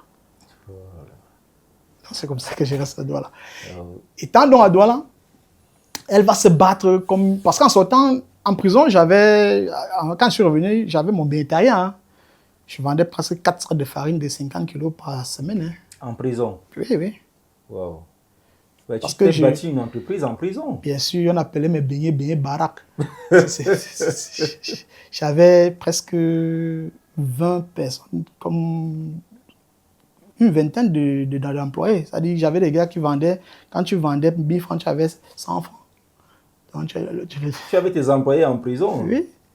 Oh, ben, donc j'avais le shérif, non, quand j'avais mis long, non, c'était chez moi déjà. C'était chez moi. J'allais encore là-haut. Le premier téléviseur de ma maman et son premier DVD, je l'ai acheté en prison. Étant en prison, tu as acheté tout ça à ta maman? Oui, quand j'ai acheté, elle est venue, j'avais fait emballer tout ça, c'était dans mon sac. Quand elle vient, je lui ai dit que bon ça, et je lui donne un enveloppe de 50 000. Quand elle est arrivée, je lui ai dit que n'ouvre pas ça, c'est une lettre qui a été écrite, je veux que tu lises ça quand tu es à la maison. Elle porte le téléphone, tu prends ça où? Il dit que prends, voilà les factures. Voilà, je rentre avec. Et quand elle arrive à la maison, elle devait voir 50 000. Elle dit que l'enfant, si. Mais les mamans vraiment sont terribles. C'était une femme formidable, malgré. Parce que je me rappelle une chose, quand elle a vu l'argent, elle m'a dit que vraiment, pardon, la carte que tu me donnes, il ne faut pas que tu prennes goût de la maison, là, tu ne veux plus sortir. Vraiment. Donc pour elle, c'était un peu ça. Parce qu'en fait, à un certain moment, je m'en sortais déjà, c'était déjà mon quotidien. Donc je m'étais adapté et puis bon, je vivais sans problème déjà en prison. Donc ma prison n'était plus un problème pour moi, vraiment. Parce que je pouvais manger ce que je voulais, je pouvais faire ce que je voulais. Donc, il y avait autant de choses. Bon, ça, c'était juste une parenthèse. Ça fait donc que quand j'arrive dans la maison, on décrète ce qu'on a dit. J'arrive dans la douane et l'argent que j'avais donc pu sortir avec des prisons. Parce que j'étais sorti des prisons avec presque 400, 500, presque 700 000. Hein. Et j'avais une puce avec le crédit de 300 000 bloqués. Wonderful. Que tu t'es fait en prison? Oui. Puisqu'étant en prison, le téléphone est interdit, c'est vrai, mais je faisais un call box. De sorte que quand tu es nouveau, quand tu arrives et tu veux joindre ta famille, allez, tu viens chez moi, tu vas venir, tu me dis, c'est 300, allô, rappelle-moi, ça fait 300. Donc quand tu fais ça, maintenant, si il ne peut pas se déplacer, tu dis, bon, envoie-moi le crédit de 20 000, le monsieur, s'il va me donner l'argent sur ça. Donc moi, j'ai acheté le crédit de 1000 francs à 600. Oh. Donc ça fait que j'accumulais beaucoup j'accumulais. Ça fait que quand je suis sorti de prison, pas mobile money, j'ai dit crédit, il n'y a pas encore le mobile money. Il n'y a pas, je suis en train de parler des affaires de 2011, 2010, 2011. Quand on est dans le mobile money n'était pas encore, on ne savait pas que ça allait prendre la... Donc pendant que je sors dans la prison, là, j'ai donc sensiblement, parce que si je veux évaluer tout ça, sans compter que j'avais jusqu'à les matelas, mon lit, tout. Je suis sorti de prison. Tu t'es fait en prison? Oui. J'avais construit tout un univers. Je suis sorti même avec mes mamites. Certaines de mes mamies que j'ai achetées uniquement pour dehors. Je m'étais préparé. Sauf que dans ma tête, je me disais, comme je me suis en sorti là, je vais m'en sortir dehors. Oh que non, c'était une autre illusoire. Quand j'ai franchi l'extérieur, j'arrive d'abord, je dis, bon, comme je suis dehors maintenant, je suis à la maison, la première chose que je veux, il faut que je fasse quoi?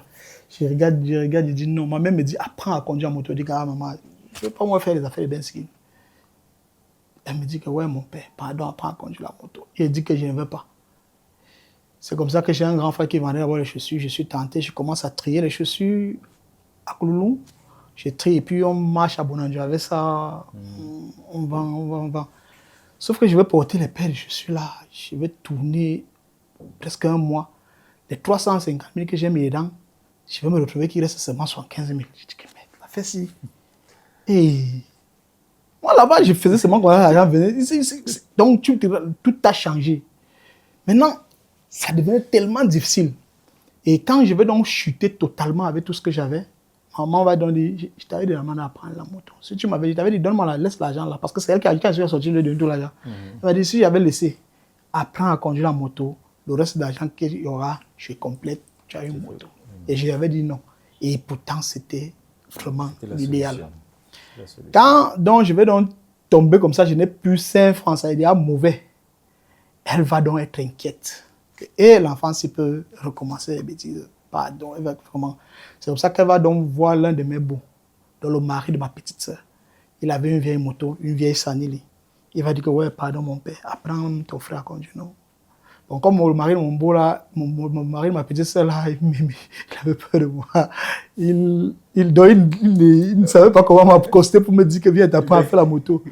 Bon, je vais me rendre compte que comme je ne fais, j'avais déjà passé, parce que j'ai une habitude, quand je ne sens qu'elle ne peut rien faire, parce que je suis la personne que si je n'ai rien fait dehors, je ne sors pas. Jusqu'aujourd'hui, ça, c'est une habitude qui est restée en moi. Le fait d'être resté tellement, je sais pas, j'ai cette aptitude-là. Ça veut dire que je peux faire à la maison 5 jours, je ne sors pas. Donc tu ne me vois pas dehors. Même au quartier, quand les gens parlent là, c'est qu'on me voit difficilement. Si tu me vois, ça veut dire que je suis en train de partir faire quelque chose. Ça fait donc que je vais donc placer le temps là à réfléchir. Ma mère va venir tout le temps me regarder. Elle était inquiète, toujours inquiète. C'est comme ça qu'elle va dire que ouais, mon père, ton beau a peur de venir vers toi. Va même vers lui, non. Tu lui dis qu'il t'apprend à conduire en moto. Comme je t'avais dit, tu avais refusé, mais maintenant va. C'est comme ça que je vais quitter un juge. On me dit que tu as une vieille moto là, non, pas moi conduire ça. Il y a quoi? Comment tu as la possibilité de me faire apprendre? C'est pour ça qu'elle dit que, Denis, c'est ce que il n'y a pas de problème, viens. C'est comme ça que je vais apprendre. Je vais commencer, ça ne serait pas évident. Doucement, pas évident. Après un temps, je vais prendre la main et puis je vais commencer à faire la moto. Mais sauf que pendant que je fais la moto, comme je suis dans mon quartier où vous êtes venu faire le reportage, Je quitte de l'intérieur pour la Shell. Maintenant, comme je suis en train d'apprendre, et de temps en temps, je n'ai pas encore la maîtrise de tout ça. Et tout. Ça fait donc que quand je porte quelqu'un, quand il arrive que par contre on tombe, il dit que oh, mon frère, je suis en train d'apprendre. Il dit, tu as pas un bon âge. Il dit que mon frère, s'il ne fait pas observer manger comment, il est souvent forcé. Il dit que tu sais que je te dis, si je n'ai pas, là où tu vois là, je n'ai pas le choix. Si je ne fais pas comme ça là, il regarde mon âge parce que je sors de prison, je suis un majeur, bien mûr. C'est pour ça qu'il dit, bon, ok, pardon doucement, on va en arriver. Arriver là où il paye, au lieu de payer 100 francs, il me donne 200. Tu dis que non, vraiment, beaucoup de courage, loue ton courage, hein, vraiment. Ça, tu es vraiment... Et c'est comme ça que, petitement, j'ai maîtrisé la moto. Maintenant, quand je maîtrise la moto, je vais un jour vouloir aller manger un petit café là, après avoir travaillé, je vais aller au café. Je demande le pain, on me donne le pain, je touche le pain. Mais ça, c'est quoi ça? C'est pour la poudre seulement. Je dis, mais ça, c'est quoi qu'on vend? Il n'y a pas de bon pain à doigts là. Je passe dessus. Je continue. Je fais encore manger dans un autre café, même chose. Je me rends compte qu'il y a un problème de pain à doigts là. Et c'est comme ça que je vais commencer la livraison de pain. Avoir l'idée de chercher comment faire pour trouver une boulangerie qui produit du bon pain pour commencer à livrer. Maintenant, je vais donc plus faire la moto. Je vais donc, pendant que je cherche la boulangerie, on va me parler d'une boulangerie qui est en train d'ouvrir, qui était en train d'ouvrir parce qu'aujourd'hui elle est une grande succursale et je continue à travailler avec elle bien parce que je suis livreur de pain maintenant. Je vais donc aller et je vais prendre. Il va me dire, je vais dire comment ça se passe. Il me dit que non, on te donne le pain à 85. Tu vends comme tu veux. Et ayant fait l'étude du marché de mon côté, parce que ça, je me rendais compte qu'on vendait le pain à 105 francs, 110 francs aux gens et eux ils revendaient à 125. Moi, donc, je viens, donc, je dis, mais attends, si je viens, je les vends un pain qui est prêt à 85. Je viens et vends à 100 francs. Je gagne 15 francs. J'ai 15 francs. Et j'ai du bon pain. Là, et je suis sûr que je vais surprendre. Je prends le pied carrément sur d'autres personnes. Je suis parti, j'ai pris d'abord 30 pains. Je suis venu. Non, j'avais pris 50 pains. J'ai donné l'argent de 50 pains. Je suis descendu le matin. Là, je viens et dire à maman, voilà le pain, je veux aussi que tu essayes mon pain, non, maman. Et elle va me dire, ah non, moi j'ai dans mon livre, elle dit que maman, n'est-ce pas, dans une boulangerie, dans une boutique, il y a beaucoup de détergents. Il y a les noms de ceci. Quand tu payes, n'est-ce pas, quand quelqu'un vient, c'est ce qu'il prend, il l'étudie. Après, il vient te dire que non, je veux plutôt celui-ci. C'est ça qui te pousse à acheter. Essaye aussi mes pains. On ne sait jamais. C'est comme ça qu'elle dit, ok, tu me laisses ton numéro. Je laisse. Le soir du jour là, les 50 pains que j'ai pris, je me suis retrouvé avec 150 pains de commande. Wow. Alors, mon fils, c'est toi qui es venu avec le pain là. Ton pain, demain tu m'apportes 31, demain tu m'apportes 20. Et je suis allé doucement, je me retrouvais en train de livrer 1000 pains. Wow. Et ma vie. C'est comme ça que tu t'es battu. Je me suis battu. J'étais là chez moi. Je pouvais avoir un téléviseur. Le téléviseur que j'étais sorti avec parce que c'était aussi gros. Et comme j'étais dans une chambre, j'ai dit que non, je ne veux plus les télés qui ont les fesses beaucoup là.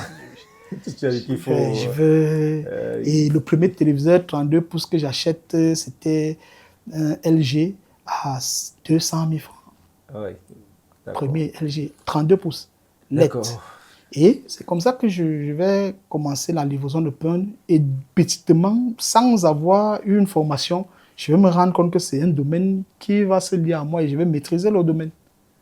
Je vais être l'un des meilleurs livreurs. La preuve en est que j'ai gagné même la prime de deuxième meilleur livreur les années 2016-2017. 2017, oui. Meilleur livreur de cette boulangerie. Deuxième meilleur livreur de cette boulangerie. J'avais eu une prime de 500 000 en dehors de ce que j'avais. Donc, doucement, le pain m'a permis cette activité m'a permis de me réadapter et de pouvoir me prendre en main et de me faire respecter. Parce que, par rapport à cette phrase que je viens de dire, il y a quelque chose que je voudrais ressortir qui pourront aider beaucoup d'autres personnes qui viennent. Quand tu sors de prison, ne t'attends pas qu'on t'accueille les bras ouverts. Quand on t'accueille en te caressant sans du poil. Non. Sache que tu vas être... C'est-à-dire que tu vas être rejeté, tu vas être médit, tu vas de souffrir de tous les noms d'oiseaux. Mais une chose est sûre, c'est que c'est toi qui dois réussir à travers ta façon de vivre à renverser la tendance. Parce que beaucoup de personnes qui regardaient souvent à distance, aujourd'hui, me prennent exemple par rapport à leurs enfants. Pourquoi? Parce qu'au fil du temps, on peut dépendre de ce qu'on va voir, mais au fil du temps, ils se sont rendus compte que je suis resté cohérent dans ce que je faisais objectivement. Je suis allé méthodiquement jusqu'à... Ils ont vu que j'ai pu même me marier. Et justement, parlant de ton mariage, on a rencontré ton époux qui... elle n'était pas d'éloge pour toi, une femme qui t'a accepté malgré tout ton vécu. Elle a compris que c'est ton passé. Elle a d'ailleurs dit, ce qui lui plaît beaucoup te concernant, c'est que tu ne rejettes pas ton tort sur quelqu'un d'autre. Tu encaisses tes responsabilités. Et ça, nous sommes contents de savoir que... Monsieur Elvis, dans ce sens-là, je sais que je suis quand même un bel homme. Je veux dire qu'elle a combien de chances. Mais sinon, c'est aussi vrai parce que beaucoup de personnes ont souvent l'impression qu'un détenu, c'est quelqu'un qui a des cornes, qui est peut-être un monstre, qui est... je suis un ex... Comme tu as dit, la prison a ce côté caricatural de l'homme. Voilà. Et encore plus, quand tu vas en prison dans les conditions de vol aggravé, on peut rassurer votre public, on peut rassurer les téléspectateurs. Non. En fait, je suis un ex-braqueur, c'est vrai, mais qui a changé. Et je peux vous rassurer que je suis sûr que beaucoup d'entre vous aimeraient avoir un frère comme moi, un ami comme moi, et un mari comme moi, n'est-ce pas? Ça, vraiment, c'est tout le respect, c'est tout là où nous donnons tout le respect à ta personne, parce que tu as rené de tes cendres, tu as pu enterrer le côté sombre de ta personne, et puis tu as dit, et c'est là où je vais te dire, comme j'ai d'ailleurs dit tout à l'heure, le Seigneur est lent en parole. Ce que nous lui demandons maintenant, il comprend, mais il ne nous répond pas toujours quand nous voulons. Ce qui est sûr, il finit toujours par répondre. Bien, chers téléspectateurs, nous allons maintenant suivre notre spécialiste, c'est bien le docteur Jimeli Wamba-Marlis, elle qui est psychopédagogue, sociologue. Nous avons posé le problème de la prison et du prisonnier en général. Elle a fait son analyse, nous vous la proposons.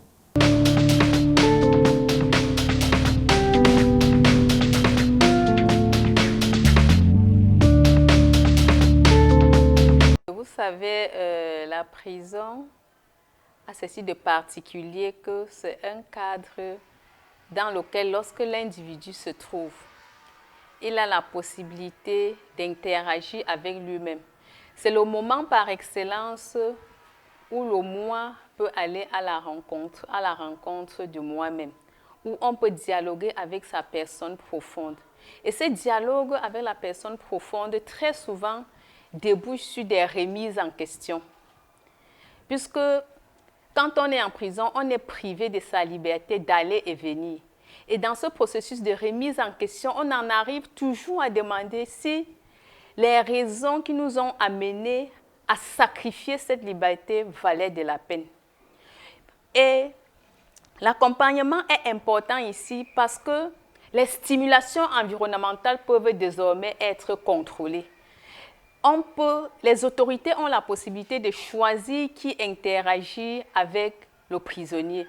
Et dans ce moment, l'accompagnement des experts pour aider la personne incarcérée à apporter une réponse satisfaisante qui facilitera son insertion une fois hors du milieu carcéral est très importante. Parce que quand ces mesures ne sont pas déployées, on peut arriver à la situation inverse. C'est la raison pour laquelle des cas comme ce qui est mis en exergue ce soir permettent de comprendre que il est important pour toutes les autorités qui ont qualité de se déployer pour que les prisons jouent effectivement leur mission qui est corrective. Priver la liberté à quelqu'un en lui envoyant en prison, ce n'est pas une façon pour la société de le brimer, mais c'est une façon pour la société, telle que cela a été pensé à la base, de tenter de l'isoler d'abord afin de déployer les mécanismes nécessaires pour le corriger, pour faciliter son insertion sociale. Et ce processus est très important parce que une fois en milieu carcéral, l'individu est vulnérable. Que vous le vouliez ou pas, quand vous passez des heures enfermé, vous ne pouvez faire autre chose que d'aller à la rencontre de votre personne profonde. Parce que très souvent, ce dialogue avec la personne profonde est très important. Et là, on peut dire que dans le milieu carcéral, ça devient un impératif. Et lorsque c'est bien exploité, on ne peut que se retrouver avec une transformation totale du prisonnier. Au cas contraire, ça va s'apparenter à une brimade et produire plutôt l'effet inverse. Puisque lorsque le milieu carcéral se fait sans accompagnement, lorsque le prisonnier interprète plutôt cela comme une sorte de maltraitance, il y a plutôt un désir de revanche. Pourtant, quand c'est perçu également conformément à sa mission première, qui est la correction, qui est la transformation, on ne peut que déboucher sur des résultats nobles, comme le cas mis en exergue ce jour. Donc, une occasion pareille permet vraiment d'interpeller afin que tous ceux qui ont qualité déploient effectivement toutes les stratégies qu'il faut pour que ces prisons soient le moule au sein de laquelle la société procède à la transformation et à la reconversion des personnes déviantes pour une meilleure insertion sociale.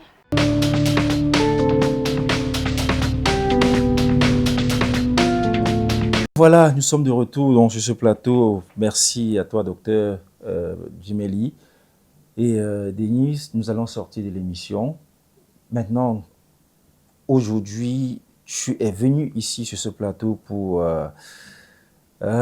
partager avec le monde entier ton expérience d'ancien prisonnier et ta reconversion, ta réinsertion sociale, qui est d'ailleurs le point qui nous marque le plus.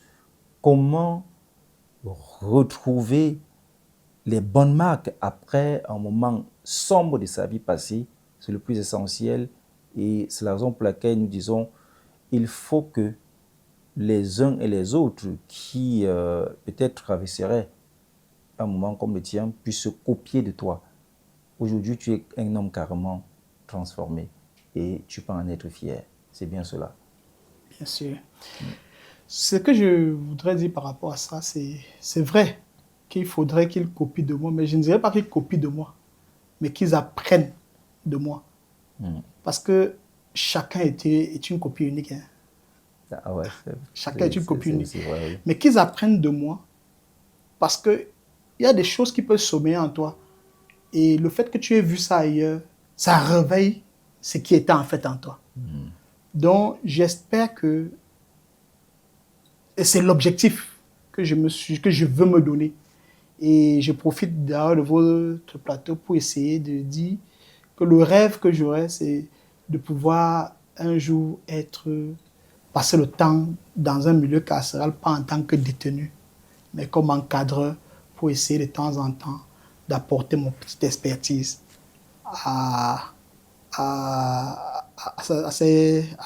aux détenus. Et de mieux comprendre pourquoi ils sont là. Qui anime leur intérieur, leur faire comprendre le mobile, c'est leur constitution intérieure et leur faire comprendre comment désamorcer un ensemble de choses qui viennent en eux. D'accord, nous espérons ça, que...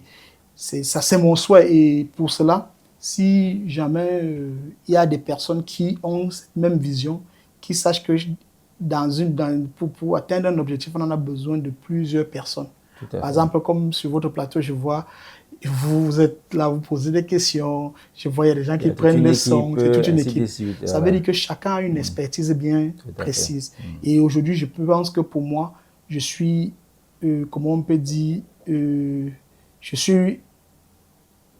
Le côté que j'ai, c'est beaucoup plus le côté spirituel de la chose. Le côté, comme on peut dire, comme la dame a dit, psychique de la chose. Aujourd'hui, j'ai cette capacité de pouvoir comprendre les gens jusqu'à ce niveau et de chercher exactement ce qu'il faut. Et tel que la dame a dit, vraiment, elle avait une très bonne lecture de la chose. Pourquoi? Parce que beaucoup de détenus, beaucoup de personnes qui vont en prison, comment je schématise ça? C'est que le prisonnier, c'est un peu comme un malade. Quand on prend un tuberculeux, ça veut dire qu'il souffre d'un microbe qu'on appelle le bacille de Koch, quelque chose comme ça. Oui, le bacille de Koch. Maintenant, quand on le prend, parce que si on le laisse avec les autres, il va les infecter. On le met en quarantaine. Mais pendant qu'il est en quarantaine, on l'administre des soins. On l'administre des soins. Et après un certain temps, on vient évaluer. Si le microbe s'est sorti, on le réinsère dans la société. Maintenant, pareillement pour un détenu, il a aussi une maladie, par exemple, qu'on appelle le meurtre, qu'on appelle le vol, qu'on appelle le viol. Parce que pour l'autre, c'était le bacillus de Koch. Il faudrait que les gens puissent comprendre ça comme ça. Comme je suis en train d'expliquer, le détenu, celui qui a posé un acte, a une maladie qu'on appelle l'acte qu'il a posé. Il faut donc l'isoler, soigner son mal. Soigner son mal. Une fois le mal soigné. Et soigner son mal, ce n'est pas n'importe qui qu'on envoie soigner un mal. Il faudrait que la personne ait l'expertise. Parce que même pour pouvoir faire l'examen du bacille de Koch, il faut un spécialiste. Et l'erreur qu'on fait donc, on prend donc le détenu qui a cette maladie, on le met en prison. On l'isole, mais on n'apporte pas de soins. Après une bonne durée, quand ça s'est empiré, on le reprend. On a laissé la maladie le gagner davantage. On le met en liberté. On le remet encore. Vous voyez un peu ce que ça peut on réinjecte encore le mal dans la société. Et cette fois-là, s'il était entré avec 10, il ressort avec 100. C'est pas ça, on se comprend. Donc c'est parce que, et ça, c'est quelque chose que ce soit le gouvernement ou bien des personnes qualifiées ou ceux qui s'activent autour de la chose, qui prennent ça vraiment comme la véritable thérapie. D'accord. Parce qu'aujourd'hui, c'est ça qui a fait ce que je suis. Si le jour que j'ai rencontré, bon bref, là maintenant je vais sortir, je vais parler de mon côté spirituel un peu. Hein. Oui, très rapidement, quelques mots pour que nous sortons l'émission. Quand j'ai rencontré la parole de Dieu, qui est une lumière, parce que je ne croyais pas en ça au départ, mais aujourd'hui, j'ai la conviction, je sais que c'est la parole de Dieu. Pourquoi? Parce que à travers cette parole, j'ai pu connaître qui je suis. J'ai pu connaître comment je suis constitué. J'ai pu connaître pourquoi même ces actes se passaient. Pourquoi je posais de tels actes. Et aujourd'hui, ayant eu la grâce de Dieu, ces choses m'ont quitté. Et aujourd'hui, je me bats pour devenir une personne meilleure. On rend grâce à l'Éternel pour tout cela. Merci, Denise, merci. Également à Dieu qui t'a transformé. Et les mêmes prières, nous les faisons afin que Dieu touche les cœurs de tous les autres anciens détenus comme toi qui sont aujourd'hui dans la société et qui, comme tu as dit tout à l'heure, ont plutôt une chance de retourner en prison et nous ne leur souhaitons pas. Merci, mesdames, messieurs, d'avoir été encore une fois de plus des nôtres ce soir. L'émission a été plus que spéciale parce que les choses qui ont été dites ce soir ont véritablement touché les cœurs, nous espérons d'ailleurs. Merci à mon équipe technique, merci à Takunga Aman Fabrice derrière les caméras, Deboza derrière les caméras, qui est le réalisateur de ce programme. Merci à Willy et merci à l'ensemble du personnel de Relars Télévision qui a contribué à la production de cette émission. Moi, je vais vous donner rendez-vous très prochainement pour une nouvelle émission. D'ici là, gardons le sourire. Bonsoir.